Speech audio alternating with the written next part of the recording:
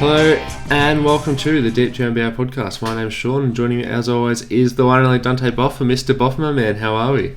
Pretty good. Pretty good? What do you mean pretty good? Saturday morning, sun is shining. Yeah, it is actually a gorgeous morning. You've been kind enough to make me a cup of tea. I've been kind enough to make you a cup of Melbourne breakfast. Oh my god. My favourite tea. Really? Yeah. Don't tell Rachel Dupre that's her favourite tea as well. If she's listening, which she is not. A strong second is Canberra breakfast. Have you ever had that one? No. Have you heard of it? Never. So didn't know they had breakfast in Canberra. The public service just skipped straight to lunch. No. It is like an Anzac biscuit that's been melted down into a tea. So it's like interesting. Brown sugar, a little bit of coconut. I know that's not in Anzac bickies, but it's like real biscuit vibes. And it's really sweet. You can just drink it black and it's sweet as. Very unpatriotic of me, but I don't actually like Anzac biscuits. Oh. So I'll stick to Melbourne breakfast. God. What would you say is your favourite biscuit then? Favourite biscuit? Sweet or savoury? Sweet. Okay, sweet.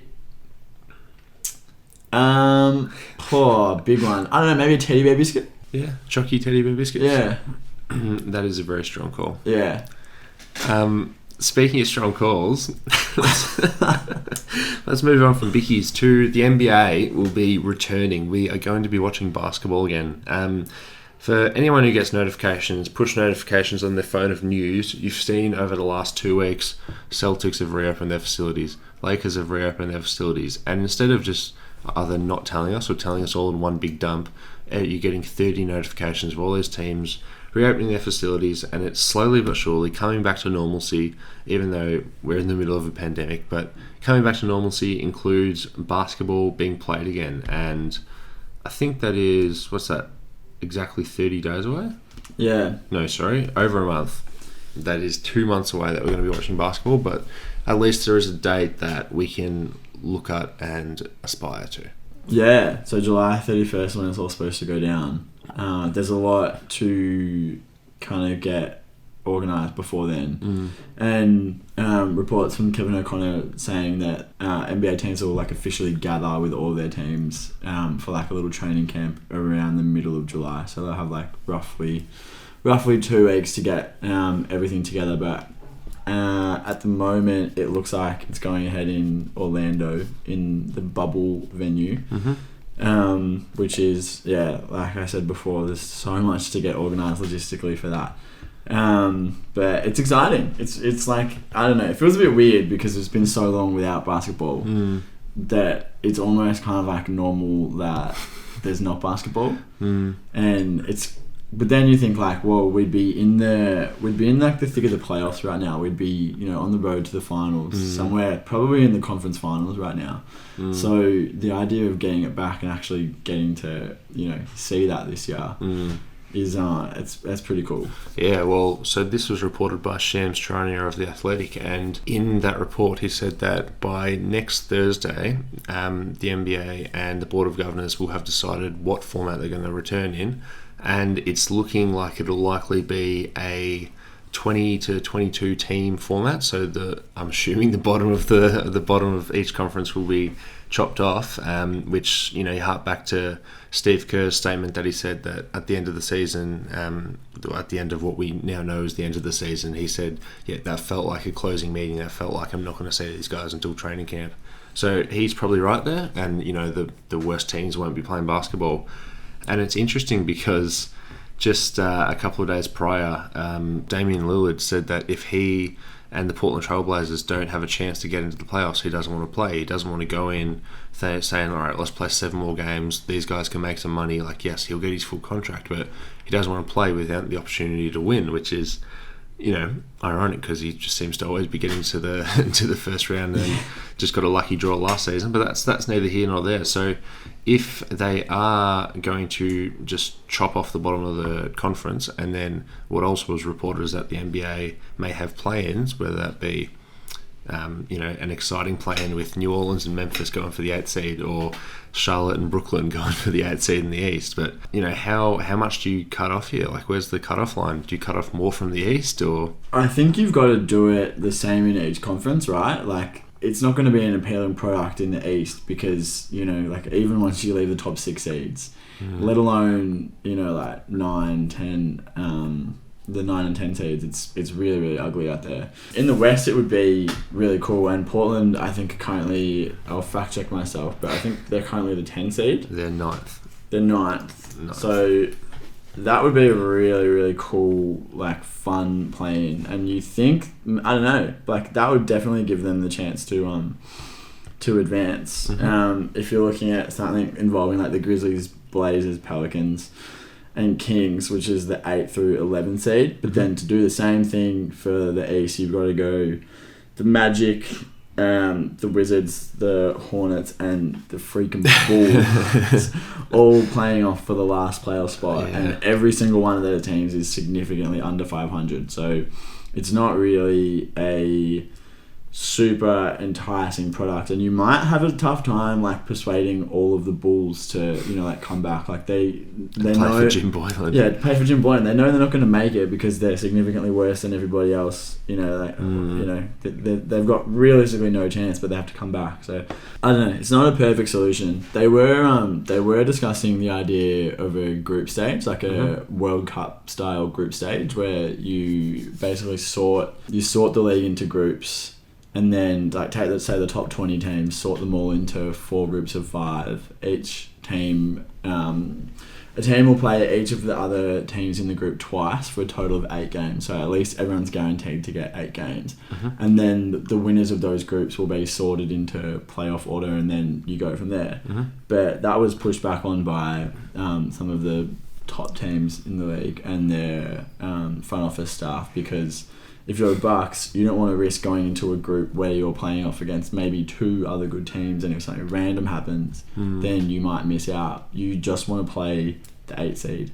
You want to play the worst seed in the conference. You want to have your quick 4 games against Orlando. Yeah, exactly. You want to go 4 games and out against Orlando and move on to the second round. And the same with the Lakers. I mean, like, it'll be really, really fun to watch if they do that play-in in the West. But I don't think anyone seriously thinks that whoever comes out on top, be it the Grizzlies, Blazers, Pelicans, or Kings, that they'll, you know, seriously challenge the Lakers. They might be able to take a game, but nothing more than that. So all of the best teams in the league have no incentive to, you know, give their consent for the group stage style tournament. So I think that's, you know, it was discussed really intensely for a while, but.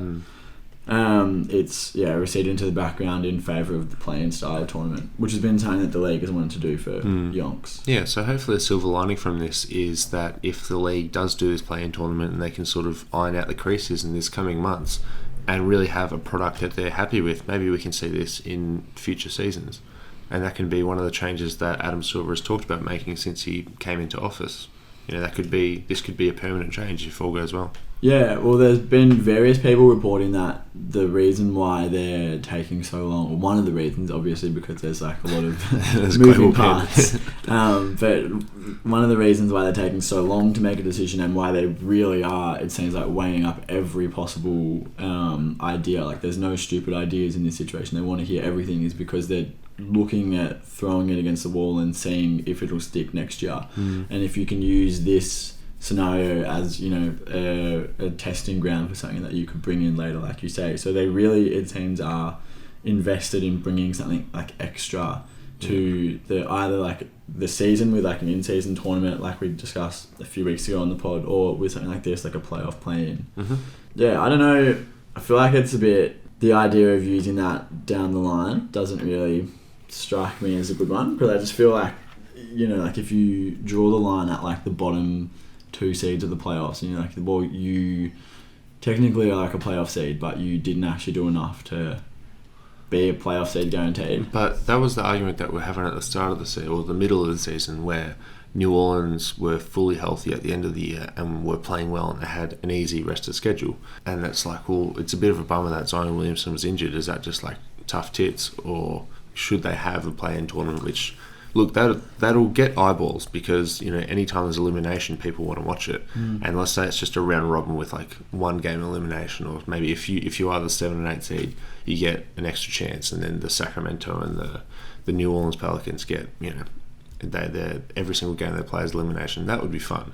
And at the end of the day, they want to make money, and if that gets more eyeballs. Well, I mean, one thing in favour of it is the way that English soccer does their like promotion and relegation for every division but the top division. So any division where you can get promoted, the top 2 teams get automatic promotion, and then the 3rd through 6 all do like a little playoff. Yeah. And you go to Wembley in London, which is like the biggest football stadium. It's where they have the FA Cup final and everything. So it's like a really hallowed ground for English football. And so the finals played there, and it does get eyeballs.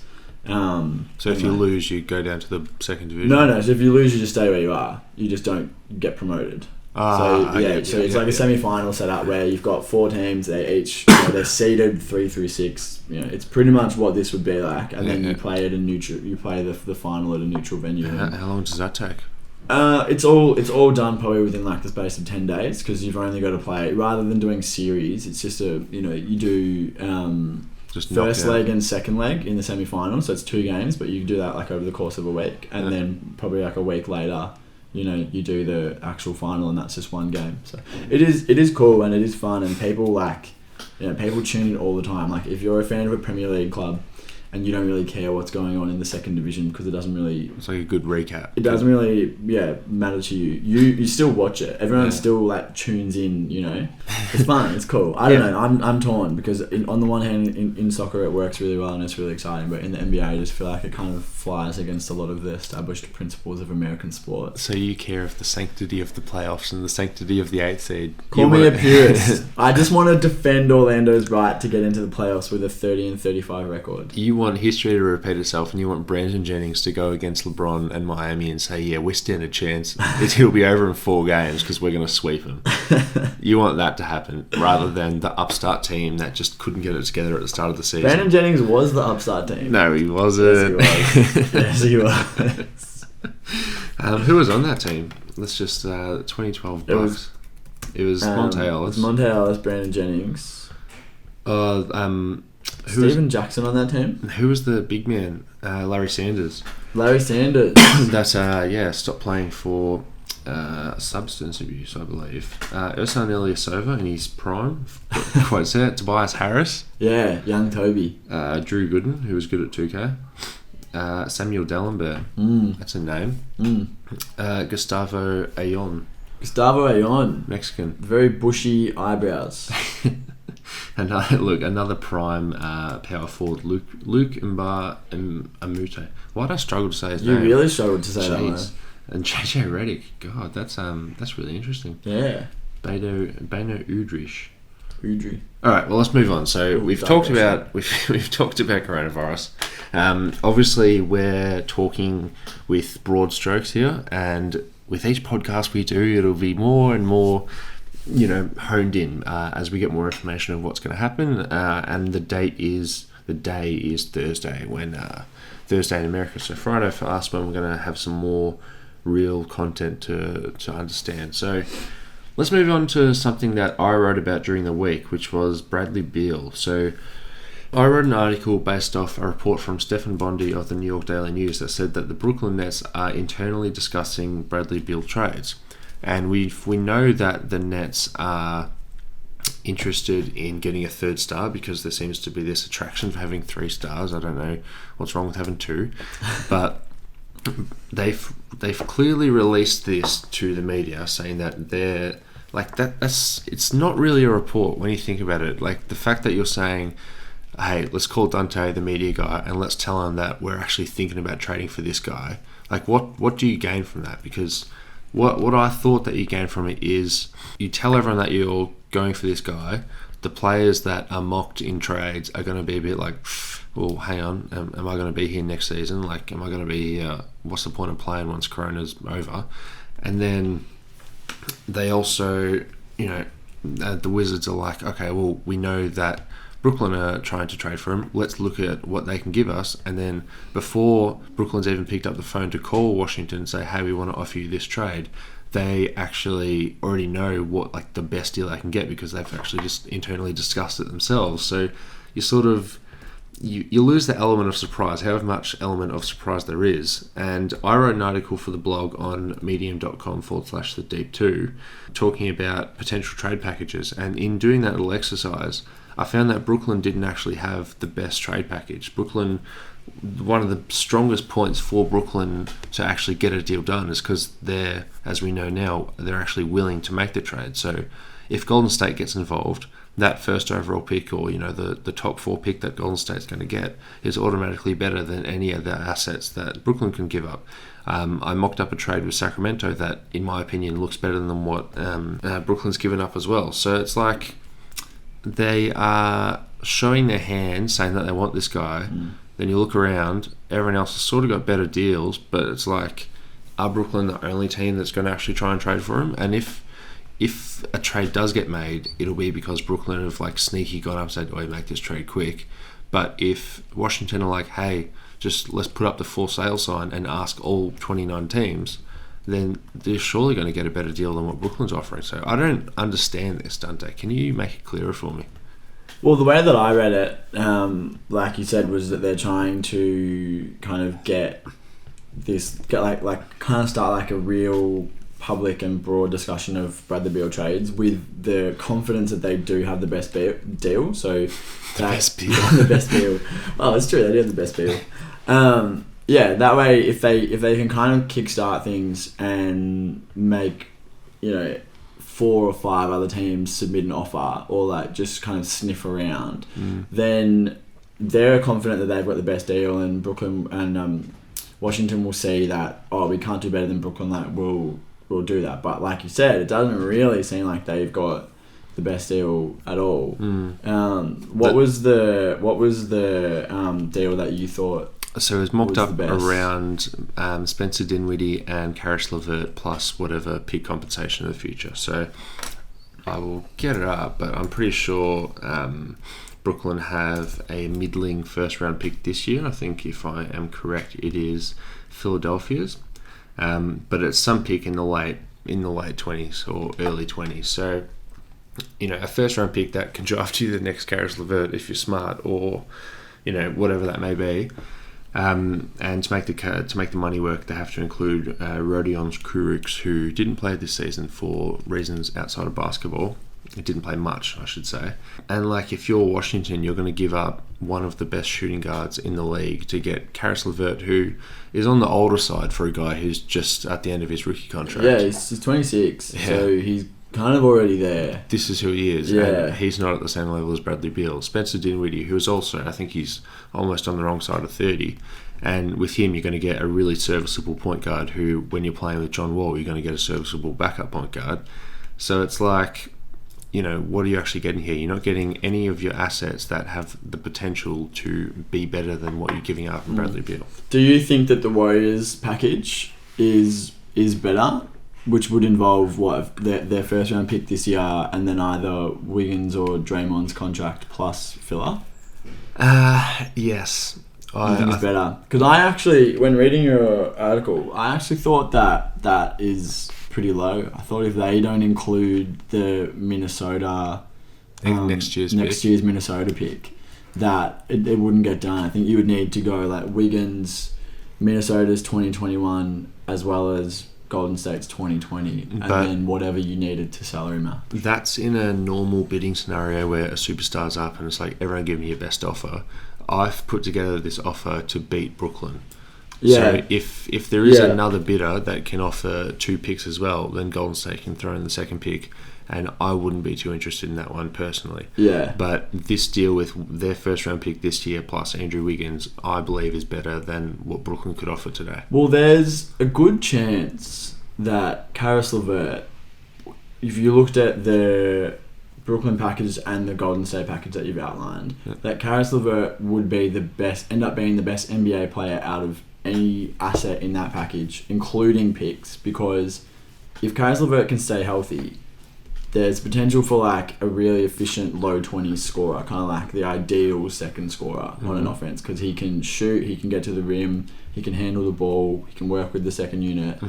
A really versatile and valuable offensive piece. It's just that he can't stay healthy. But in this draft, you know, let's say that Warriors pick ends up being number 3. Yeah. You know, if you told me that LaMelo Ball goes number 3 and he never is better than like Karis LeVert's best season, like that's believable. And I'd much rather have, you know, Karis LeVert than Andrew Wiggins, just in terms of what they can actually do on the basketball. I'm not going to argue against that. It's just that the injury history with LeVert is so troubling that if you're taking back him as like the best player in a deal for a dude who just averaged 36 and 6. It doesn't really... Well, I think if you do that deal, you give out Bradley Beal, who... Bradley Beal has a 100% chance of being Bradley Beal, right? Yeah. And you get back Karis LeVert, who you could say has a 0% chance of being at Bradley Beal's level, yeah? With that first-round pick, if it is LaMelo Ball or whoever that is, whoever they draft, does that player have a greater than 1% chance at being at Bradley Beal's level? Like, does LaMelo Ball have the chance to hit and be amazing? Yeah. And it's non-zero. If you get Karis LeVert, you've got pretty much a 0% chance at getting a player back who is at the same level as Bradley Beal. Yeah, but I mean, if you want to start, you know, kind of throwing the percentages in, it's like maybe Karis LeVert has a 50% chance to be an all-star in the East. But then it's like, what percent chance does the number 3 pick have to be an all-star? Maybe it's only 20. But then you've got a difference in philosophy where it's like, all right, we need to get this all-star so we can make the 8th seed every year, or we should roll the die on LaMelo. It depends if you want an All-NBA player or Nikola Vucevic. I personally don't think that they will trade him anytime soon, because none of these deals are super appetizing, and unless someone like Denver comes in and says, we'll give you 2 firsts and your choice of Jamal Murray or Michael Porter, which is not going to happen, then, you know, or someone like... but Denver does have the best offer if everything's on the table. But they've both made both their primary assets unavailable. Yeah. The Pelicans could do something, you know, where they come in and they say, like, we'll give you Drew Holiday and another ball. Yeah, Drew Holiday will give you sideshow Jackson Hayes and like a first round pick or something like that. Like a really good deal, but it just doesn't seem like that's there. So what's the fallback plan? Is that you just wait for your All-NBA point guard to return, or I should say former All-NBA point guard to return, and you just roll it out. And if you get to the middle of next season, and it's not working, or there's infighting or whatever, you can trade Beal then. Like, the offers will still be there, you know.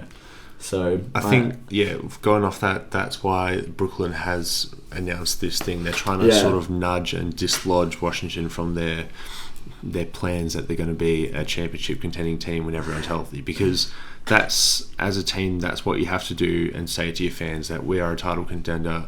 It's just, we're just unlucky with health, you know what I mean? Yeah. So good on Brooklyn for doing this and trying to have a bit of a niggle. I don't think it's going to work, because all indications are that Washington are going to bring back the band, and in the second half of the pod we're going to be talking about notable free agents for this upcoming off season, whenever that may be.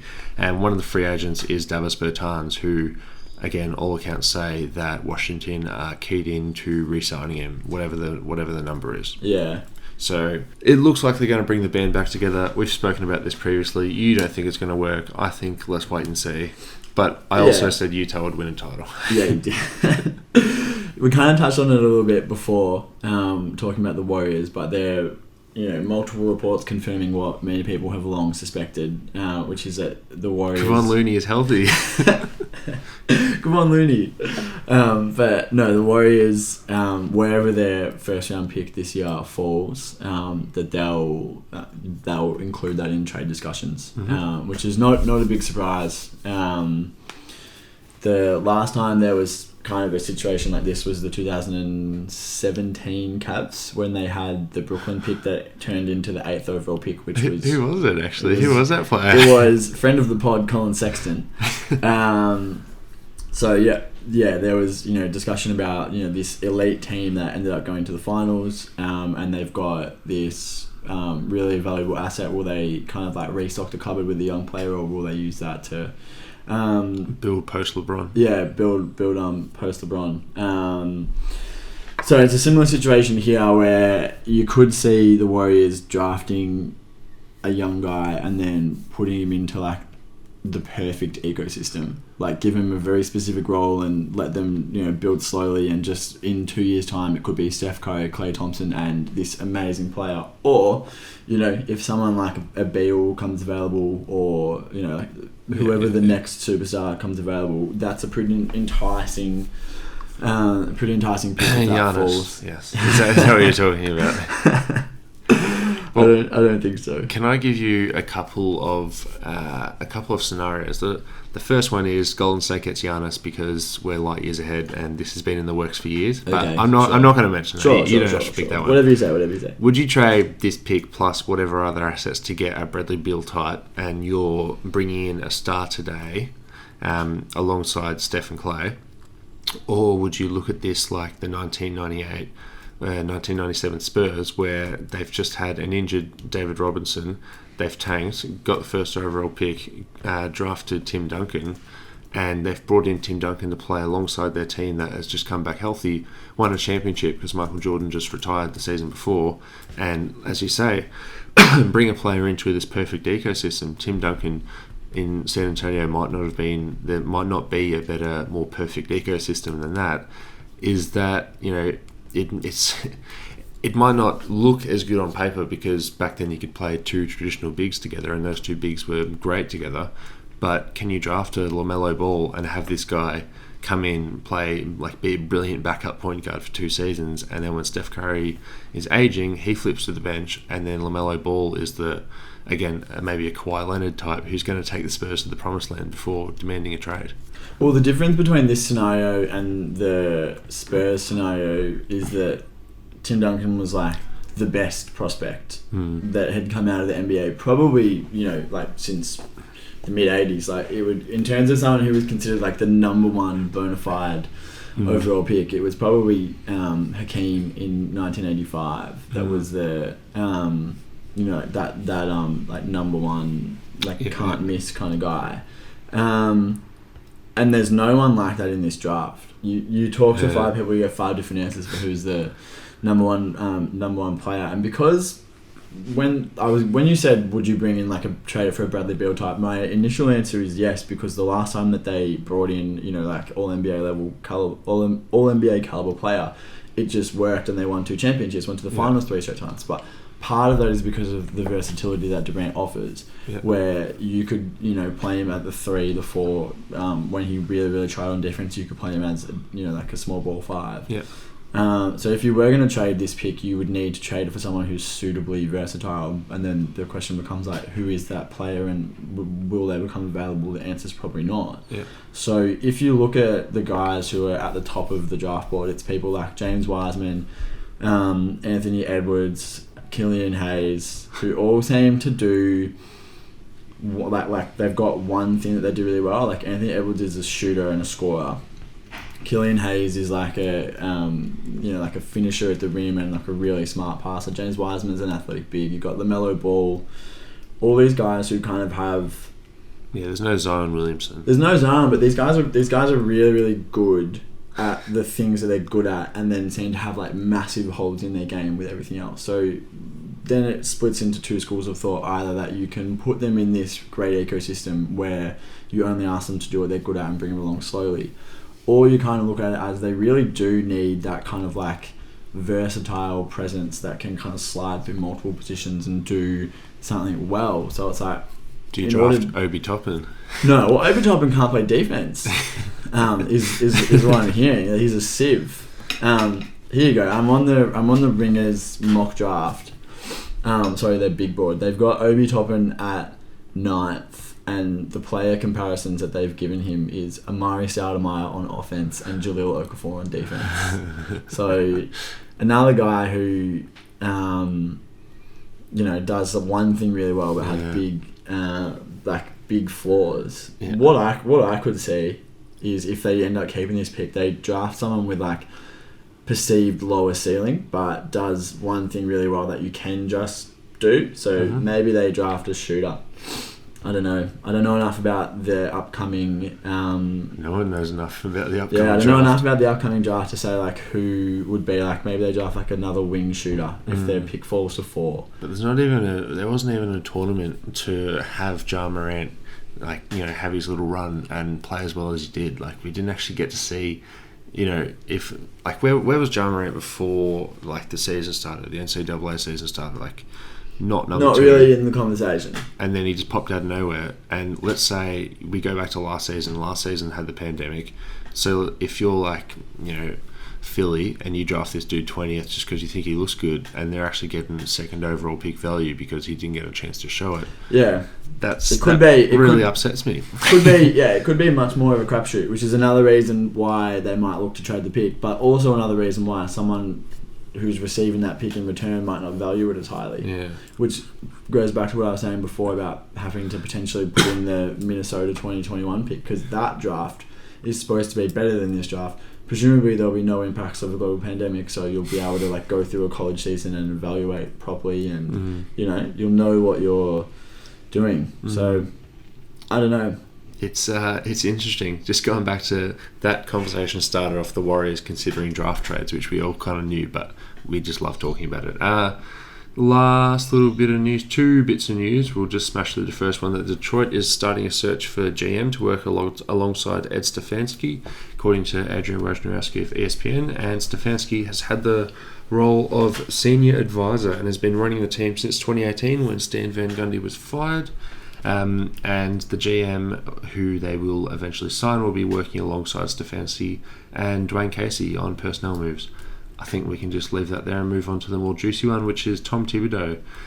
We'll be looking at all of these options and, quote, canvassing the league, according to Stefan Bondi of the New York Daily News. And this is also an article I wrote last week about whether Tom Thibs is still worth the chase. And in my opinion, I'm not saying he shouldn't have a job, and I'm not saying he shouldn't be a head coach. I just don't think he should be that elite level coach, especially when the names that are in the running for Thibs, New York obviously, and Brooklyn and the Houston Rockets. And it makes you think, well, hang on a minute, Houston Rockets already have one of the best coaches in the league. And I think every single team that has an open head coaching spot this season, heading into this next season, if you're going in and then Houston fire D'Antoni and hire Thibs, I think everyone should just jump on the D'Antoni train, and then we'll be looking at the D'Antoni as, quote, canvassing the league after half the league has offered him a job. So I think that's what I find most interesting about this. If D'Antoni leaves and goes to like Brooklyn, like imagine that'll be awesome with like 2 elite weapons and Bradley Beal / Karis LeVert. I like that. What are your thoughts on Thibs canvassing the league? I think that teams should definitely do their due diligence and look at everyone available, but I think any team that comes to the conclusion that this is the guy is kind of kidding themselves. The big thing, you know, apart from like track record in Minnesota, which after one successful season it didn't go well at all after that, partly because of his inability to manage relationships between players and with players. If you're, you know, the Nets, who, you know, have been rumoured to be in for this, or Houston, say, like teams with established stars, how do you see that relationship going? How do you see like Russell Westbrook reacting to Tom Thibodeau, you know, and Tom Thibodeau is like yelling at James Harden, like, play defense, don't do this, don't do that, and it's like it just doesn't sound like it's gonna fit, you know. Not to jump on like the player empowerment bandwagon, but it seems like now more than ever, you need someone who's gonna like talk to you as an equal and in like a respectful way. And not to say that Thibs doesn't do all that, but it's pretty clear that a lot of his relationships with his best players have soured through the years. You know. But the ones that haven't soured have followed him everywhere, whether it be Joakim Noah or Taj Gibson or Derrick Rose signing wherever the hell Thibs coaches.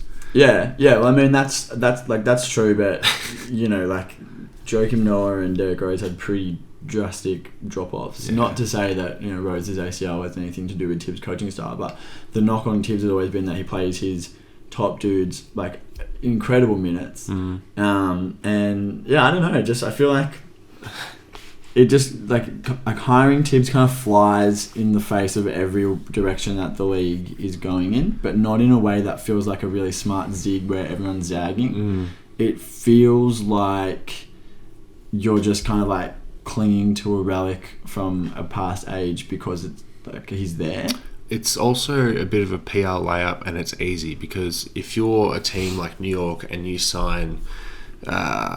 sign generic coach X, right? Like, let's say you sign like a Brad Stevens or David Blatt, not those names, but someone like that. Yeah. Everyone's going to be like, oh, I don't know about this European dude. Can he do it? Or go into Brad Stevens. I don't know about this college coach. There's always questions. But if you sign Tom Thibodeau, everyone knows that he can coach, and you pretty much just get to breathe a sigh of relief until it stuffs up and blows up in your face, if it does, because you get to sit there and go, well, look, man, can you blame us? Like, we signed a guy who has a proven track record of being good in 2011. Like, why would this go wrong? Like, this is what we've been doing for the last 4 years with the Knicks. One thing that scares me is Leon Rose saying, in that article by Stefan Bondi, saying that he really likes Thibs' coaching style, and he really likes that he's a hard worker and he like grinds with the guys, which is like, oh man, like Zooey mama. Zooey mama, indeed. They're all good qualities. Like the things that Thibs is espoused for, work ethic, commitment to the game, passion, intensity. They're all good qualities in a coach, and I don't think that you'd find any successful coach in NBA history who didn't have those, but it just seems like it's taken to like an unhealthy extreme with that sort of thing. And I don't want to see a world in which RJ Barrett is run into the ground by Tom Thibodeau in New York. I've said it twice before on the pod, I'll say it again. I really want my RJ to have a situation in which he can succeed, in which we can actually see if he's good or not. I don't want it to be, from external sources. And I don't want RJ to be the next Karl Anthony Towns or Andrew Wiggins. Yeah. Don't hire Tom Thibodeau.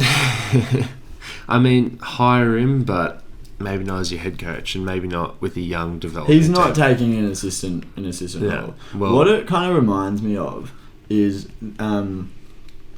in the NFL, there's a coach called Mike McCarthy who coached the Packers for like 10 or 12 years. Probably more actually, probably 15. Anyway, he had Aaron Rodgers on his team for that entire time, who was like one of the best quarterbacks ever. Won a Super Bowl really, really early. And then later on in his tenure, just kind of got really stale, and he stopped innovating and just got stuck doing the same things, and their team got worse and worse and worse till eventually they fired him. Took a year off. Now he's the coach of the Cowboys, like one of the biggest teams, basically like the Knicks of the NFL, just like a cultural icon. And the whole thing about it was he spent this year off studying and innovating and visiting with really innovative coaches and incorporating their ideas into his schemes, and it's like everyone kind of thinks that he's just going to rock up and be shit again because he had a 4-year track record of not doing the things that he said, not doing the things that you look for, like innovation and cutting edge game plans and really, really in-depth stuff. This kind of feels like that. So The Ringer, your friend Haley O'Shaughnessy wrote a really good piece, I think 2 days ago, which is called the 5 stages, the 5 steps to every Tom Thibodeau coaching cycle. And in it, there's multiple quotes about like front office people being like, yeah, he spent his time away from the game really innovating. And it's like, this is not an innovative dude. This is a dude who came up with a defensive scheme in 2005, spent 3 years perfecting it, won a championship, and then has clung to that scheme since then. It's 12 years ago that he was an assistant coach with the Boston Celtics, and that defensive scheme is still, 12 years ago is practically pre-3, Like the defensive scheme, it clearly didn't work. And you see that in Minnesota, where they were like routinely bad. Like they finished like in the middle, middle of the league in defense every year. I just don't buy it. I just don't buy that this guy who did one thing for so long got fired because he was bad at his job, and then all of a sudden is like, I'm now I've turned into Brad Stevens. Yeah. I had a year away from the game, and now I'm Brad Stevens. Now I'm like fucking Steve Kerr. I'm ready to come out here and just be like You know, like, it doesn't happen like that. Well, one thing that I do remember is listening to lots of... I love Summer League, right? Yeah. And I love listening to podcasts all around Summer League, and just like, I love the whole thought of it. And I remember a couple of Warriors guys I listened to said that in Steve Kerr's first year coaching the Summer League, that 2016 year where he won the championship, he was hanging out with Tom Thibodeau a lot, and then they're like, hang on, have you noticed that Thibs is just like walking around talking to everyone, and then he's just like, hanging out with Steve Kerr a lot. And then after he had been fired, again, he's back at Summer League, he's hanging out with this coach and that coach, and he was like, he had a cup of tea in Charlotte and was just like hanging out around Charlotte, and not exactly like the hive of innovation. But yeah, so I have heard the report similar to that coach that I forgot his name in the NFL. Mike McCarthy. Yeah. That he is doing that, and there are reports that say that he is, trying to change his game because he understands that it isn't the way to go. But then just the final sentence that I included in my article, the fact that Leon Rose is hiring because he's hard-nosed and will play his guys hard. Like, that's just sort of, you've done everything right until the end. Like, it's like, hang on, you've reversed all the goodwill and good karma that you've sort of given me by, saying that you're hanging around all these innovative teams and doing X, Y, and Z. So I agree with you. I don't think but prove us wrong. Yeah, prove us wrong, but don't do it on the Knicks. Do it somewhere else. Go to, I don't know, go somewhere bad. Like, have the Magic fire Steve Clifford, and then he can go there. He's a perfect coach for the Magic. Because he'd eke everything out of them. They'd play okay defense, and they'd be the 8th seed. It's perfect. Hang on. Where they are now. Is that different? Yeah. All right, well, before we move on to this upcoming free agent class, we're going to take a quick break. Hi guys, Sean here. Just quickly saying, if you haven't already, to please follow us on all of our socials. So we've got Twitter, Facebook, Instagram, and a little bit of a Deep 2 special. We've also got a LinkedIn page if you're that way inclined. And if you want to support the pod, the best things you can do is, yes, follow all those pages, but also if you could give us 5-star ratings on iTunes, as well as follow the podcast on Spotify or whatever you do on Google Podcasts. I don't know anyone that uses Google Podcasts, but good on you if you're doing that. So let's get back into it. Or for all those people listening on 1.5 or 2 times speed, let's get back into it. So we're going to take a look at the upcoming free agency class, which includes some pretty big names: Anthony Davis, Gordon Hayward, Hassan Whiteside. But a lot of the players in this class have either team options or player options that can take them off the market. So, or in the case of Davis, someone who's an unrestricted free agent, it seems almost guaranteed that he's going to return to the Lakers. But that still leaves a lot of interesting names left. So we thought that we would just kind of have like a little bit of a deep dive and see what's what with the upcoming guys who might be moving around. Davis is the big one, and like I said, it seems like an almost guarantee that he's going to stay put in LA. But given the fact that we've seen many stars in recent years, including his teammate LeBron and his crosstown rivals Paul George and Kawhi, not opting in for a full 5-year max when they've had the chance, he might take the LeBron route and take a 1-year deal, or he could take a 2+1 with the player option. So there's a lot of kind of permutations related to Davis's deal and the future of the future construction of the Lakers. So if Anthony Davis signs for 3 years, so similar to what LeBron did when he got there, so if he can do a 3+1, when that contract is up and he opts out in that last season, he will be at 10 years of service, which means he's eligible for the Supermax, and he can make, since he would have been on the Lakers for more than 3 years, he can make a fuck ton of money, and like he, deservedly should be paid that much money. Whether he wants to do that, and if he does that, he's locking into being alongside LeBron for the rest of LeBron's contract, and you would assume by now, like looking at it right now, that LeBron wants to be with the Lakers for the rest of his career, assuming. So if Anthony Davis is here for the long haul, doing a 3+1 would be smart. Get to 3 years, sign the Supermax, spend the rest of your life in a Lakers jersey. Or he can do the 1+1, keep dancing. The problem with that is that We don't know what the cap's going to do. We're operating under 109 million, which was the projected number at the start of this season. We don't know how coronavirus is going to affect that. Obviously, it's going to affect it negatively. And the China Daryl Morey saga, which has kind of been glossed over with coronavirus taking the front seat. What do you do? Because if you do the 1 year 1+1 dance, what if the salary cap keeps getting low? Because you're getting a percentage of that cap, you're just going to keep losing money, which is like, no one's crying for a guy making $30 million losing a couple of mil. But for him, if you're trying to maximize your value and your earnings, what do you do? It's a toughie.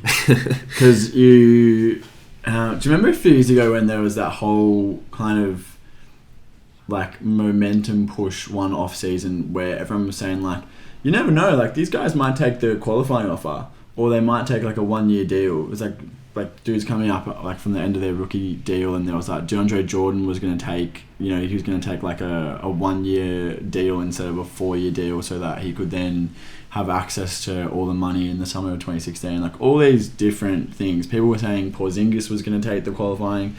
Every single player that's ever been said about ended up taking the longer deal. Like everyone wants to opt in for the security. So if Davis is like, there's so much uncertainty. I know I'm where I want to be. I know that right now I can make $35 million a year for the next 5 years.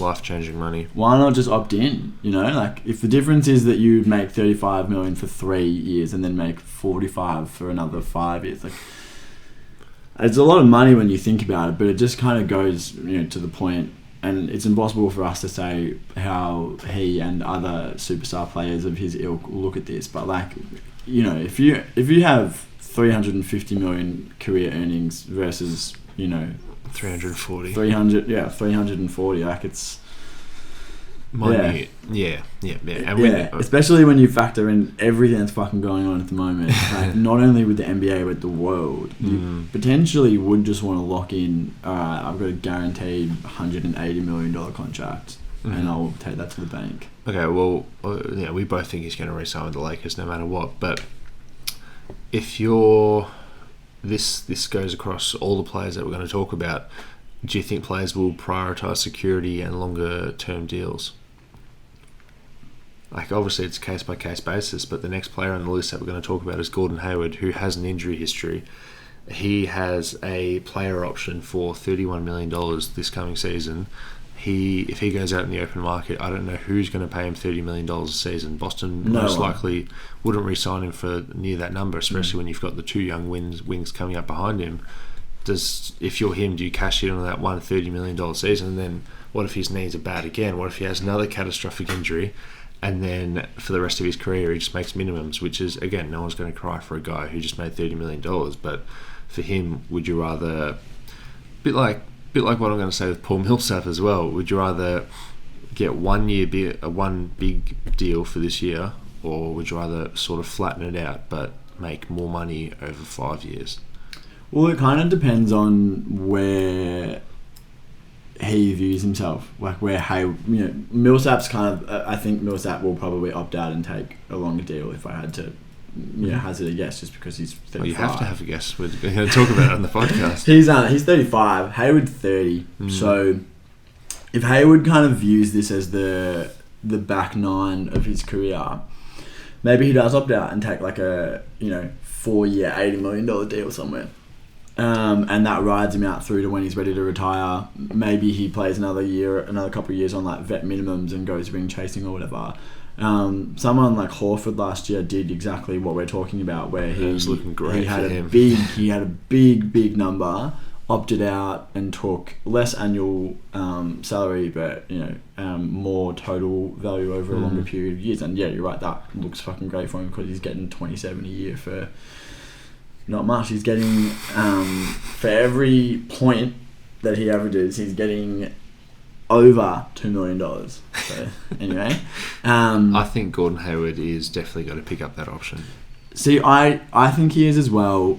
The basketball, and this is the difficulty with assessing it right now, is that in terms of the basketball reasons why he would or wouldn't, I actually think there's a really compelling case for him to not pick it up, because at the moment he's the fourth offensive option and it's pretty clear there's not really much room for movement because of the 3 dudes above him in the pecking order, 2 of them are young enough that the organisation's just saying, like, the next 10 years, like, you are our future, so of course we're going to prioritise you. Jaylen Brown almost made an all-star team, and Kemba and Tatum are pretty good bets to be on. Tatum's a lock. Kemba's a pretty good bet to be on an All-NBA team. So you're talking about 3 of the best 25 guys in the league are on the one team. You're quite clearly the 4th guy. I don't know. 31 million is like, if it was a 25 million, maybe it's different. But 31 million is far and away more than what he'd get, in an average season from anyone else. But I kind of want to see him just like be like, no, I don't want to be the 4th string. I've got 4 more good years in me. I'm going to go take less money somewhere else. But then it's just like, where does that money come from? Well, let me tell you where that money's coming from. So, say Miami. Please say Miami. Danny LaRue, at the start of this last season, had what he called the fall-on 5, which was Atlanta, Charlotte, New York, Memphis, and Cleveland. And they were the fall-on 5 because they were the 5 teams with legitimate cap space to, without making any significant moves, had enough cap space to sign a max free agent and not interrupt their team. But they were the fall-on 5 because they happened to be 5 of the worst teams in the league. That 5 has sort of morphed this season as Memphis have become too good to be fall-on, and they've actually traded and destroyed their salary cap space. They've traded for Justice Winslow and James Johnson in that Miami trade, which is fair because, as we're going to go through, there are no max-level free agents that are going to sign in Memphis, So the fall-on 5 right now is now a fall-on 4, which is Atlanta, Detroit after they got off Andre Drummond, Charlotte still, and New York still. So those 4 teams, Atlanta, Detroit, Charlotte, and New York, have enough space without significantly impacting their roster to sign a max free agent, or in Atlanta's case, I think it's just under 2 max free agents. Does Gordon Hayward go to Atlanta and say, hey, I know I'm not on your timeline, but can you give me more annual value and I'll play the 3 and don't even worry about DeAndre Hunter? Like, I don't think he's good either. Let's just play me. I don't think that's like a good example, but if it was Charlotte, then it's like because the draft capital that they've committed to their wing position in Atlanta means that those guys are going to get a fucking go. Yeah. The only way that those guys aren't going to be playing is if they get traded for someone that's definitely better. But Charlotte, with no discernible plan, seems like they could definitely see, I'm sorry, Miles Bridges, but you haven't held it down on the wing. Yeah. Malik Monk, you're not the 2 guard of the future. So, bringing someone in like Hayward on like a $80 million over 4 years seems like a reasonable move. And to be honest, that would be cool because Hayward would get to average, 26 and 6 and play on a... They'd be competing for a playoff spot because they're doing that now. Obviously, it's an East playoff spot, so take it with like a fucking 500 gram packet of salt. But there's going to be a play-in as well, of course, for the next 5 years. But Hayward, that would be kind of cool. My dream scenario for this would be if Hayward opts in, or if he opts out and then signs. The number that I think is reasonable, I keep coming back to, is 20 a year. If he opts out and then sign and trade with Miami, you can use the salaries of Kelly Olynyk and James Johnson to match. They both have player options, but they're definitely going to opt in. You could cobble together, if he opts out and signs at 20, or if he stays in, you could cobble together matching salary. I don't know, it'd be cool. Imagine Gordon Hayward backing up Jimmy Butler, feeding the ball to Tyler Hero, Kendrick Nunn. I'm into it. Imagine Gordon Hayward in those Miami Vice jerseys. My juices are flowing. Miami has cleared the cap space to go after Giannis next season. They're not gonna stuff up their cap space aspirations for Giannis to get Gordon Hayward, a guy who they wanted 4 years ago. Was it 4 years ago? 3 years ago? Yeah, 3 years ago. For a guy who's now 30 years old and nowhere near an MVP caliber player. They've got aspirations to get Giannis, and they're not gonna settle for medium before they've even had a chance to get him. It's fair. I just think it would be cool because this just in, they're not going to get Giannis. All right, let's move on to the next player, which is DeMar DeRozan, who has a $27 million. Has a $27 million player option with the Spurs next season that I think he is definitely going to pick up. Yeah, there's no way he doesn't take it. But it's an interesting thought experiment if you didn't. So allow me to continue. When thinking about this contract, the thing that really struck me is if you said even 5 years ago, you don't know who it is, but you can guess from the numbers I'm about to say that it's a wing player. Someone puts up 22.6 and then 5.6 and 5.6. That's the line. Shoots almost 50% from the field. Every team would be like, where is he? Show me the guy. I want him on my team. But it's like now it's DeMar DeRozan and it's like he effectively plays like a power forward. You know, like a post-up power forward from 10 years ago, but except he's a two-guard. What is the market for that player? Because definitely the Spurs have allowed him to stop shooting threes and they've got Aldridge shooting threes, so they've kind of inverted that. Cool. But when he was in Toronto and they were like, dude, you have to shoot threes, his career best three-point percentage is something like 33. So a very small attempts as well. Yeah, on like 2 attempts a game. You know, like they were like, please just shoot enough that the defense has to actually like respect you. But 33, it's nothing. You know, it's like they're non. You know, like, so it's like Aaron Baines' career 3-point percentage. You know, so he's effectively like a positionless monster, but in a really bad, like in the opposite of a Giannis way. You know, like Giannis is positionless in a good way. DeRozan's positionless in a bad way.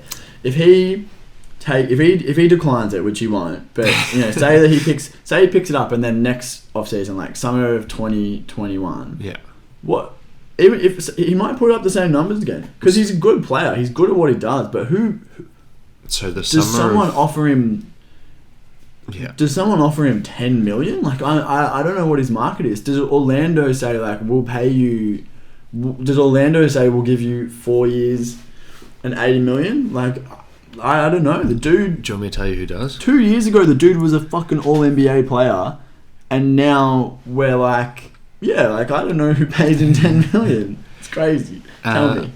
Well, going back to the 4-on-5, that's going to be my catchphrase this episode. New York is one of the 4-on-5 because next season they've got enough cap space to sign 2 max free agents because, as you know, New York always gets major free agents, so they need the cap space and they can't develop the young players. Yeah. If DeRozan picks up this player option, which we think he will, and he has another season of the same, like 25-5, and New York have just, you know, blown out trying to get Giannis and like all these different guys, and they've blown out again, their consolation prize will be overpaying DeMar DeRozan. For some reason, I've always imagined DeMar DeRozan in a New York jersey. That's some consolation. But can you see that? Yeah, no, I can't, to be honest, because I don't think that anyone, even the Knicks, would be able to talk themselves into giving that much money. Never underestimate how stupid the Knicks are. I know, but never like I don't know, DeMar DeRozan just seems so unappetizing. Yeah. And he'll be 32 by the time he hits the market. Yeah. I don't think, especially considering that at the moment after one season, RJ Barrett is like DeMar DeRozan heavy. Like he can't shoot threes, can handle the ball, gets to the rim, shoots free throws. Like that's kind of the mold. I don't think they'd be able to talk themselves into giving a 4-year max or something near the max for a 32-year-old dude. It's just crazy because the numbers and the accolades in recent years, like it's not like this dude was good 5 years ago, and it's not like he's not still good now, but he just doesn't fit into today's NBA, and the idea of what today's NBA means has kind of changed so quickly that he's just been left behind. Well, now it's just a way to put down Jahlil Okafor. It's just a morphing insult. This guy's like a 6-time All-Star, 4-time All-NBA player, made the conference finals twice as the best player on the team because he was better than Kyle Lowry. The dude averaged 27.5 points on a conference final team 2 years ago. And now we're talking about him like this. So you've actually got a soft spot for him, so this is hard for you. Yeah, well, it's not even hard for me, I'm just confused. Someone help, please. We'll recoup next season once he's picked up the player option. Right. It will be interesting to see where he goes. Next player on the list is Hassan Whiteside, and you haven't even written his numbers down here, you've just written everyone hates him. I wrote one number. Hassan, what's that? Out of 77 qualifying centres, Whiteside ranked 65th in defensive rating. But he led the league in blocks because he loves hunting for 2K stats. He led the league in blocks and wasn't even close. He had 3.1 per game, and Brook Lopez finished second with 2.4. Wow, so they must have such an incredible, similar impact on defense. So Hassan Whiteside is just finishing up on his last year, making $24.6 million a year. He is 31 years old. He is unrestricted. Anyone can have him. At the team he's on right now, might not want him because their starting centre, Yusuf Nurkic, is coming back. Did Yusuf Nurkic play a game before the lockdown? I don't think so. I think he was just about to come around the corner, but so we didn't actually get to see if Hassan Whiteside is happy and grumpy coming off the bench. But where does he go? Does he sign a minimum? Does he look for the most money and go back to one of the 4-on-5? I'm just going to point out that Atlanta has their centre of the future, in air quotes. Detroit has at least a centre that they're going to re-sign in Christian Wood, which we'll talk about soon. Charlotte, this seems like a perfect destination for Hassan Whiteside. And New York, of course. Every player that you and I don't like, we can just send him to New York. The other thing as well, though, is that everyone, I've written in the notes, everyone hates him, which is true because in Miami, Spoelstra was like, look, dude, I just can't play you. You are just such a fuckwit. And you just, you hunt blocks, you ruin our defensive skin. I just can't play you. Everyone turned against him in that locker room. Miami was so desperate to get rid of him. They couldn't even believe their luck when Portland's like, hey, we'll take him. Same kind of vibe in Portland. No one really likes him. Their defense isn't really better with him. Regardless of the fact that he leads the league in blocks, but the fact that he does lead the league in blocks is going to be, like a negotiating tool, and I can guarantee you that Hassan Whiteside thinks Hassan Whiteside is the best defensive centre in the league. Well, can I just say one thing I remember when Hassan Whiteside first started playing really well in Miami, and it was really wholesome because he'd come from Israel. I think he was playing in He was drafted with the 31st pick by the Kings, and then played 5 games and then went overseas. He played in the Middle East, if I'm correct. And when he came back to Miami, and remember, it was when Snapchat was really big, and everyone added Hassan Whiteside to Snapchat, and he used to hang out with DJ Khaled, and DJ Khaled would be another one hanging out with Hassan Whiteside. Do you remember that? No, I've not really been big on Snapchat. Okay, so it was when I was 16, and every single night it was hilarious because Hassan Whiteside was just smoking a cigar with DJ Khaled. And then I remember he got that new, I remember so much about this actually. I remember he bought the new Samsung phone. Remember the one that was said to explode and it can actually combust? Yeah. So Hassan Whiteside picked it up, he was like, oh man, I got a grenade, and he started throwing it at his friends because he had the Samsung Galaxy phone. That's pretty funny. That he literally just bought for that Snapchat. And I also remember watching an NBA Top 10, that dude who voices over it. Yeah. And he said Chris Bosh moved to the 4 because in Hassan Whiteside you have a defensive anchor, and it was just the number one player of the night was him blocking it into the third row, right? And I'm like, oh, that's pretty cool, because it rhymes, and I love that dude. I wish we should ask him to come on the pod, man. I'm gonna write that down. Is it Iron Eagle? The guy who does the voice? I don't know. I think it is. Let me just write that note down. But there was so much goodwill that this dude came in after playing in Israel and all these other leagues, and he came into Miami and was playing really well, and everyone just turned on him because he's actually terrible for team chemistry. So because there's mounting evidence that he's not a good dude, and that no one likes him. Yeah, it's interesting. I don't know. He's another one of these dudes who kind of defies what the market will be, but I can't see anyone serious, so the 4-on-4 excluded, giving him big money. Maybe he gets 8 million. But he's just finished up a $24 million contract and he led the league in blocks. So you try telling him that he's worth $8 million and see what he says. He's just going to have to suck it up. And maybe he re-signs with Portland for the mid-level exception, with just a league average contract. So because by all accounts, it's not like anyone hates him there. But then does he want to... If he wants to start because he leads the league in blocks... And he's a good backup centre. If he's got him backing up Nurch, from a pure basketball perspective, that's really good. Yeah, it'll be interesting, but I think it will be somewhere along the mid-level, and if he wants to start, he's probably going to have to go to New York or someplace like that. Yeah. All right, let's move on to another centre who's in a similar boat, but people like him. Andre Drummond has a player option for $28 million with the Cleveland Cavaliers this season, which is still weird to say. We didn't actually see him wear a Cleveland jersey that much, but Andre Drummond... there was a report a couple of weeks ago that we put on the Deep 2 socials that he is almost a sure thing to pick up this player option, and he would be silly not to, because in today's NBA, Jahlil Okafor sucks, and I don't think he's going to get $28 million anywhere. This is, it's sort of turning into the free agency of options that everyone's picking up. So I don't really see anything else saying, unless... Again, I'll bring up New York and Charlotte and something like that and say, look, if he opts out, then he can probably make more money going to New York for longer years, but I don't think that's what he wants to do. He's now the best player on a really average team in the Central Division, which has been the same has been true for most of the last 5 years when he was with Detroit. So nothing's changed. He's going to average 16 and 14 and like a block and a half, and he's going to shoot 47% from the line, and he's going to cash $28 million this season and see what his options are in the off season of 2021. Bummer. Well, let's move on to a guy who I think is going to be one of the hottest. I've got him second to someone who I've just added at the end there, but I think he's going to be one of the hottest free agents just because of, not because he's the best player, but because he can fit in almost any situation. And that's Derek Favors.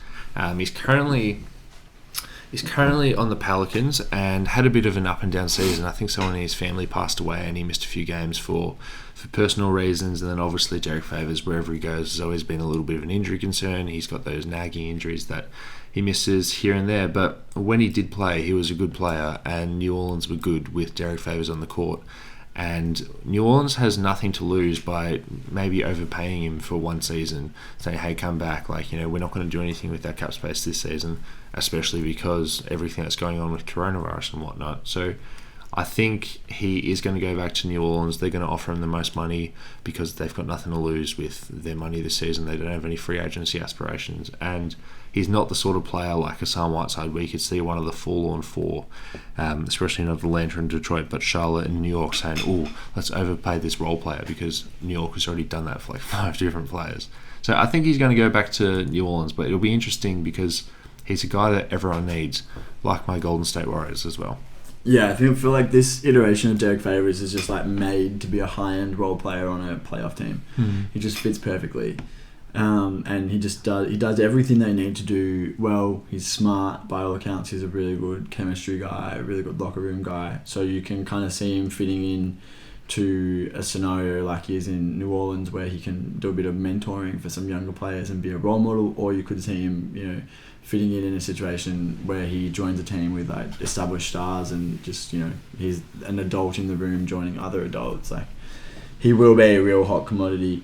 I was kind of thinking of a scenario in which if LA ends up losing the highest bench scorer in the league, Montrezl Harrell, Derek Favors might be a really, really good and cheap replacement. I like that. Yeah. But I think if you're going to lose Montrezl Harrell, there's no way you're going to get back a guy of Montrezl Harrell's caliber. So even though Derek Favors is one of the better players on the market, that's still a loss, sadly. Oh, no, definitely. But it's, less of a loss than just losing Harrell. Should we move on to that Montrezl Harrell? Yeah. So the Clippers can re-sign both Marcus Morris and Montrezl Harrell and essentially pay them more than anyone else. They'll go into the tax, but they've got one of the richest owners and richest people in the world who are happy to pay the tax and happy to go nuts on the sidelines. I'm going to assume that they're willing to pay, but if Montrezl Harrell, who is unrestricted, has more higher aspirations for himself, where do you think he could go? Is it a case of going to one of the forlorn five and putting up 30 points a night in New York? I think he needs a really strong ecosystem around him to kind of thrive, because as good as he's been the last 2 years, where he's been one of the best couple of bench players in the league, like he might be Sixth Man of the Year this year, he hasn't really been asked to do much. It's like grab offensive boards, get putbacks, and be a really, really good roll man in the pick and roll. He's a better passer than a lot of people think, so he's kind of more, has a bit more offensive ability than he gets to show a lot of the time. But he's not a good defender. He's really undersized. Yeah, he's a little dinosaur, short arms. Yeah. Little dinosaur, short arms, I like that. I think the only place that I could see him going and kind of like succeeding would be another like stacked. It's hard to find roster, but it is good. Yeah, exactly. It's like if you're gonna do that, you'll just stay put. And the Clippers will pay him. Yeah, they'll pay him. So I think he probably just stays put. Yeah. All right. Well, speaking of staying put, let's move on to Paul Millsap. Is it all right if we skip Tristan Thompson? Yeah, it's okay. I'm not really wedded to Tristan Thompson. Paul Millsap has a $30 million team option that he signed as part of that 3 years, $90 million with Denver.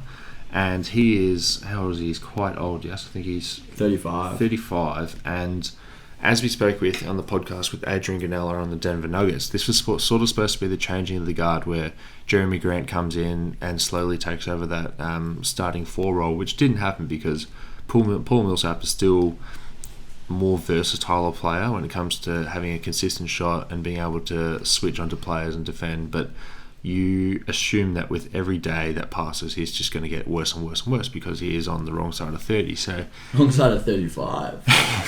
So Denver can't really do much and go out and sign like a Montrezl Harrell type or someone like that. But they could decline this team option and then sign him to maybe a 5-year deal, and maybe you just spread out $45 million across those 5 years. And 5 years from now, he's not going to be worth that, but you've just sort of gotten that $30 million team option and flattened it. He's going to retire in Denver. That's where he was born. Well, he's born in Colorado. That's where he grew up. Or you could pick up this team option and say, hey, you're not worth $30 million right now. We're not going to do anything else with the money. We'll give you the money. We'll pick up your option. That's great. But then for the following seasons, if you still want to be here, you're going to have to take a discount, take a little bit of a pay cut, and obviously you're going to take a roll cut as well. So do you like both those scenarios, and which one would you prefer? I would definitely prefer not to pay a 35-year-old role player $30 million.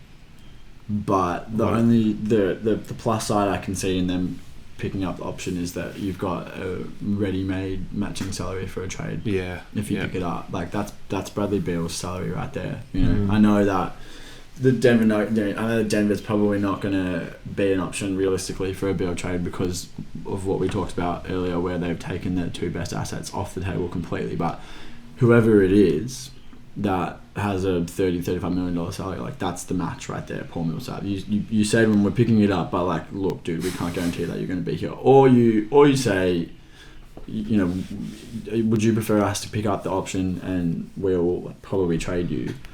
Or you take that and flatten it. I think they probably wouldn't give him 5 years, but maybe 3 years. Yeah. You give him 3 years 30. Yeah, 3 years 30 or something like that. And no one else is going to beat that in the open market because and he clearly means a lot to the organisation. Clearly, the first free agent to come. Yeah, he's a well-liked guy. He probably wants to be there, like you said. Like that's where he's from. Like, you know, it's par for the course for an old dude to not, you know, pick up that final 1 season payday and just kind of spread it out a little bit. A lot of goodwill. You know, this is why Denver have that thing saying we're not skipping steps, and this is why they pay Jamal Murray a year before they have to, and why they're doing all these good things for their guys, and they declined Nikola Jokic's last option on his rookie deal so they could give him the max a year early and lock him in, because you have wholesome scenarios that we're talking about right now where we say, Paul Millsap, of course he's going to come back. They've treated him well, and he has a role. And he's probably not going to be starting next season, but that's fine. Yeah. It's nice. It's nice to have a good story, isn't it? It is nice. Who do you want to talk about next? I want to talk about Davis Bertans, the Latvian laser. I think he's almost a lock to go back to Washington, and I've heard this from various people at The Athletic who have reported that Washington, as we know, are trying to roll it back next season, and want to play with a healthy Wall and Beal. They want to play with a healthy team. They really like that they're able to get such a value play on Davis Bertans in the Spurs trade that they got just because the Marcus Morris deal fell apart and they needed to dump salary. I think they're willing to pay whatever it takes for the second best shooter in the league. Second best shooter in the league, and also he's a decent rebounder and he's 6'10". Yeah. But what does it take? Like, I don't know, like Davis Bertans was literally a salary dump 8 months ago. And now we're talking about, like, because he's unrestricted. That's the other thing. He was on an $8 million contract this season. It was the last year of a deal that's paying him $8 million per year. Does he double it? Does he get 15? Yeah, I think he does. Because of what he does is so valuable. So would you have to go 4 years and $60 million to get him? It doesn't sound nice when you talk about Davis Bertans. No, it doesn't. Because on the one hand, you're like, if you could sign the second best shooter in the league on, and also he's 6'10" and he grabs rebounds on a $60 million contract for 4 years. Fuck yeah. But then you think about what we know about Davis Bertans in general and how, well, he's not that good. You don't want to pay someone $60 million. He is that good, but he's a whole lot better than his replacement. And let's say they lose him and then they sign Derek Favors, who we've both said is a great big man who can fit the role. Yeah, but I mean that changes your offense drastically. Like that's not an apples to apples. I think you do have to do 4 for 60. I've just searched up Ryan Anderson. Remember when Ryan Anderson? I do remember because he was on my team for a little bit. Yeah, it was a 4-year, $80 million contract in Houston, and those first 2 years, it was like incredible. He was like a solid couple of feet back from the 3-point line and still bombing him in, and it was almost instrumental to Houston's spread prick and wall. Whoa, that was a wall. Which you need because you need those guys that can just stand there and shoot and spread out the offense, especially when John Wall isn't as an elite a shooter and Washington don't actually have a small forward on their roster and they're going to be playing a traditional big man, Thomas Bryant. I think you do have to pay it, and I think he's tradable on that contract. But you saw that Houston was able to, they waived and stretched Ryan Anderson and they're still paying him today, I think. So even if you have to do something like that, you do it because you're getting a player who is a difference maker, you know what I mean? And I think you would much rather do it for a guy who has a special skill in being one of the best shooters in the league than not. And yeah, I think you do it. Would you do it? I would do it, but not like... I do it begrudgingly. I do it because it probably is the best of your options, But maybe I'd try and be like, hey, like maybe it's a 2-year, $30 million deal. So maybe just to kind of cover my bases that if this guy turns out to actually not be that good. I think he's that good. But how many like role players have you seen that have had a really, really good... He's an undeniably good shooter, but like, is he the second best shooter in the league next year? How many role players who have a sweet stroke that you've seen them do it, like 1 or 2 years and then they fall off? Case in point, dudes just talked about. Was how old was Ryan Anderson when he signed that contract? Probably 27, 28, same age that Bertans is now. Has the exact same skill set, Yeah. It's not apples to apples, but giving a dude with one good season $60 million always makes me nervous. It's always good when you play well in the contract year. Similar player, Danilo Gallinari, who has said that he is going to be looking for as much money as possible. Sadly, it's a global pandemic and the whole entire world's market is depressed, so I don't think he will be getting as much money as he could before. Remember when Miami had a deal in place with OKC, a sign and trade, but Danilo Gallinari essentially vetoed the trade by saying, I don't want to sign that extension, I can make more money. And I think that was $10 million per, right? And Miami were offering that because that would still give them the flexibility to sign Giannis when he becomes a free agent.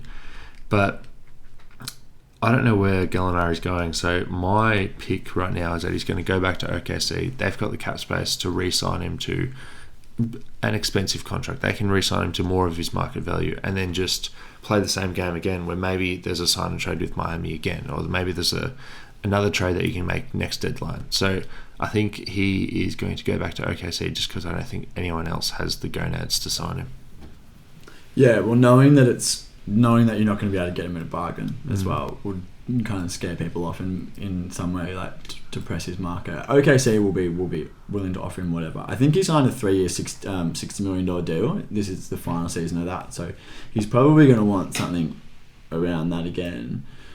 I think OKC would be crazy to give him 3 years 60, but 2 years 40. 1 year 22, like give him the do the JJ Redick contract that Philly gave him to get him to Philly, where you just say, look, realistically you're probably worth 14, but we'll give you 22 for this year just to get you in the building, because OKC is a 5 seed and along with Dallas would probably be like the better's pick to be able to cause an upset in the first round. So bringing back that core where there's a couple of guys, namely SGA, who are going to get better. It doesn't seem like that core's on the downturn. It seems like it potentially, if SGA can kind of make another jump next season, be on the upturn. I don't mind it. Yeah. Can we move on to in my opinion, the most exciting free agent of this whole entire class, which is human bowling ball, Fred VanVleet. A human bowling ball. It's because he's really short and squat and just bowls people over. I've got 3 names here: Toronto, Miami, and Phoenix. And I think his value is at $20 million a year. Oh. He's an unrestricted free agent who's just coming off a contract of $9 million per, and I think he is worth $20 million a year as a capable starting/backup point guard. Whether that be to Miami, where they find a way to give him, maybe it's like 20-25 for a 1-year contract, get Giannis the season after, and then see what happens after that, or just re-signing in Toronto for that value and pretty much a changing of the guard there with Kyle Lowry or Phoenix. There is a scenario where Phoenix can... you're gonna have to bear with me. I think if they can... I did have a way where they can get to that level. I think it's if they either trade Ricky Rubio or waive and stretch him. So that is... You don't like the sound of that? That's fucking insane. That is the stupidest thing I've ever heard.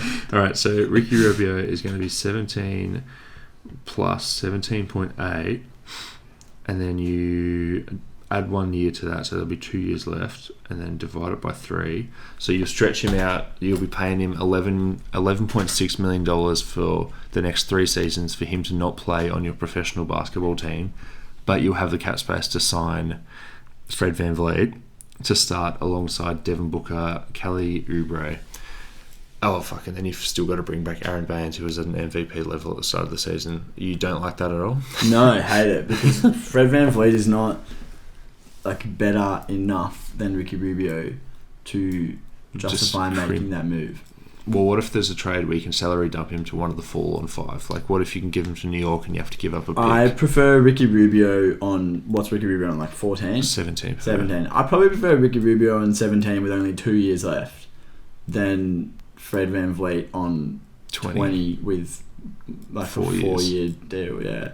I just think he's going to go back to Toronto because he knows everyone there. Seems like a fun player. Kyle Lowry's 34, and Fred VanVleet will just be the next starting point guard. It's guaranteed. It's the succession plan. Everyone knows him. Everyone likes him. You can bet that they would want to bring him back. I would reckon that they would want to bring him back at that number. That they'd be comfortable doing it.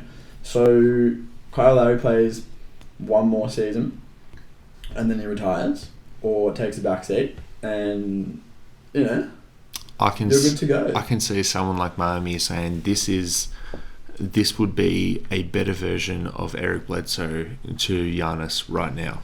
He is a player who has proven in the finals that he can defend and shoot at an elite level going against Steph Curry. Well, yes, Steph Curry wasn't playing with his full squad, but he was going against Steph Curry. Remember how he had the baby and then he kept the hot streak going. He had the baby and then his hand just caught fire for the rest of his life. I think he could be again one of the best role players on a championship team, and I think teams would pay a lot of money for that. Unfortunately, again, depressed market, and we don't know where the money's going to be, but I think teams want this guy. Yeah, and I think that's fine, and I think there's a lot of teams that would look at $20 million for Fred VanVleet and say yeah, we've got no problem. It's not like Terry Rozier, where he's a backup point guard coming from a team who thinks that he's ready to be a starter, and everyone except for a team in the 4-on-4 looks at him and goes, "Ooh, 16 million a year, maybe not." Yeah. I think that genuinely a lot of teams around the league would be pretty interested in bringing him in as a starter. Obviously, you wouldn't pay 20 million for your backup unless it was Toronto and you say, "We'll pay you 20 million and be backup for one more season. Kyle Lowry's contract runs out after that. If Kyle Lowry comes back, you're the starter. If he doesn't come back, you're the starter." Yeah. Then all of a sudden you're playing on what's still a championship roster with the best GM in the league and a top 3 coach, and Pascal Siakam's still here, and Maybe Giannis. And maybe Giannis. Like I don't see why you would leave such a cushy ecosystem where everything is kind of like really nicely catered to. Well, should I let you know that I did a 2K my league where I was Phoenix, and I did somehow salary dump Rick Rubio, and I got Fred VanVleet on this team, and it was really fun. Okay.